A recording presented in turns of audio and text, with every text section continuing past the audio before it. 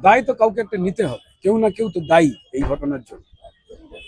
এটা তো উত্তাল সমুদ্র নয়, তালসারি অত্যন্ত শান্ত সমুদ্র, এবং সমুদ্র থেকে জল গিয়ে যেখানে মাটিতে মিশে আঁকামাকা বেশ কিছু খাঁড়ির যেখানে নৌকা বাঁধা থাকে মাছ ধরতে যাবার, সেই জায়গায় শুটিং গুলো হয়। কদিন আগেই শুটিং করে এসেছে ওই জায়গায়।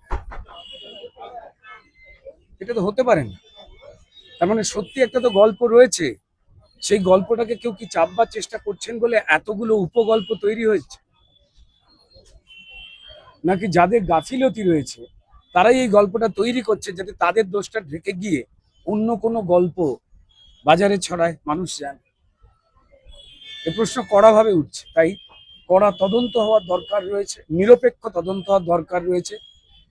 যে কোনো রকম শক্তি বা ক্ষমতার সঙ্গে জড়িয়ে থাকা কোনো লোককে যেন না কেউ বাঁচাবার চেষ্টা করেন। যদি কারুর গাফিলতি থেকে থাকেন, তিনি বা কোনো সংস্থা, এনিবডি, জানি না,